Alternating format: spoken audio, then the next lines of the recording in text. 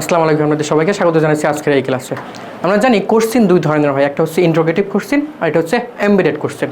এখন embedded question থেকে আমরা দেখি যে বিভিন্ন প্রতিযোগিতামূলক পরীক্ষায় আসে। এখন আমরা এমবেডেড কোশ্চেনের বিষয়টা দেখব। চলেন শুরু করা যাক। এমবেডেড কোশ্চেন হচ্ছে, তার আগে আমি যদি একটাকে বলি, আপনাকে যদি একটা ন্যারেশন করতে দিই, ধরে নেন যে এটা একটা ন্যারেশন, এই ন্যারেশন যদি করতে দিই এটা ইন্টারোগেটিভ ন্যারেশন, এবং যদি বলা হচ্ছে I asked why are you doing this. এখন আপনি কী করতেন, এখানে ইনভাইটেড কমার পরিবর্তে আপনি ওয়াই বসাতেন, তারপরে বসাতেন সাবজেক্ট, তারপরে বসাতেন ভার্ব, তারপরে এক্সটেনশন। অর্থাৎ এই যে ডাব্লিউএস কোশ্চেনের পরে সাবজেক্ট তারপর একটা ভার্ব বসছে, এটা কিন্তু আমরা ন্যারেশন থেকে জেনে আসছি। এই এমবেডেড কোশ্চেনের নিয়ম করছে কি, যে প্রথমে একটা ক্লজ থাকবে, তারপর একটা ডাব্লিউএস ওয়ার্ড থাকবে, তারপরে সাবজেক্ট, তারপরে ভার্ব বসবে, তারপর ফুল স্টপ বসবে। ফুল স্টপের বিষয়টা মাথায় রাখতে হবে। কেন? কেননা ক্লজটা যদি প্রেজেন্টে হয় তাহলে লাস্টে ফুল স্টপ হবে।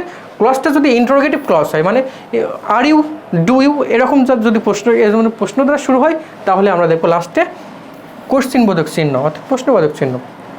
তাহলে যদি ইন্টারোগেটিভ দিয়ে শুরু হয় তাহলে ডাব্লিউএস ওয়ার্ডের পরে সাবজেক্ট বসবে, ভার্ব বসবে। একদম সিম্পল নিয়ম। কিন্তু এই বিষয়টা আমরা ওই ন্যারেশন থেকে আমরা শিখে আসছি, নতুন করে নাম দিয়েছে এমবেডেড কোশ্চেন। তারপরে আমরা দেখি, চলেন এক্সাম্পল দেখি। এক্সাম্পল বলছে পাবলিক ট্রান্সপোর্টেশন ভেহিকলস ওয়ার্ড। আমরা ডাব্লিউএস কোশ্চেন পেয়ে গেছি। ডাব্লিউএস কোশ্চেনের পরে আমাদের কি লাগবে, একটা সাবজেক্ট, একটা ভার্ব। যেহেতু এটা পজিটিভ সেহেতু লাস্টে ফুল স্টপ এখানে হবে। একটা সাবজেক্ট ভার্ব, অপশন বিতে আমরা দেখছি ভার্ব দ্বারা শুরু হয়েছে, অপশন বিতেও ভার্ব দ্বারা শুরু হয়েছে, অপশন সিতে আমরা দেখছি সাবজেক্ট ম্যানি ইকোলজিস্ট, তারপরে আমরা পাচ্ছি ভার্ব হ্যাভ আইডেন্টিফাইড। অপশন ডিতেও দেখছি ভার্ব দ্বারা শুরু হয়েছে। তাহলে রাইট অ্যান্সার হচ্ছে অপশন সি। তার পরবর্তী কোশ্চেন যদি আমরা দেখি যে no one knows when or why Monet abandoned his largest canvas of which. আমরা পেয়ে গেলাম ডাব্লিউএস ওয়ার্ড। ডাব্লিউএস ওয়ার্ডের পরে আমাদের কী বসবে, একটা সাবজেক্ট, তারপর একটা ভার্ব। আমরা দেখি অপশন এতে দেখি অনলি দ্য সার্ভাইভাল। আমরা জানি অনলি দ্য সার্ভাইভাল, এখানে সার্ভাইভাল ভার্ব আগে চলে আসছে, এটা হবে না। Only the fragments, only the fragments, আর অপশন ডিতেও দেখছি আর ভার্ব চলে আসছে, তাহলে অপশন ডিও হচ্ছে না। এখন আমরা দেখব অনলি ফ্র্যাগমেন্টস, অনলি ফ্র্যাগমেন্টস দুটাই হইতে পারে।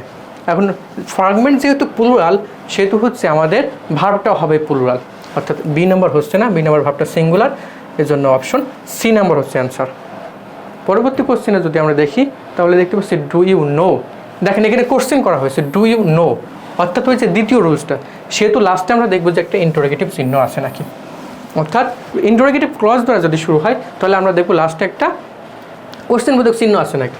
আমরা দেখি তারপরে ডাব্লিউএস ওয়ার্ড পেলাম, তারপরে একটা সাবজেক্ট বসবে, একটা ভার্ব বসবে, অর্থাৎ অপশন বিতে ভার্ব দ্বারা শুরু হয়েছে, অপশন সিতে ভার্ব দ্বারা শুরু হয়েছে, এগুলো আগেই কাটা।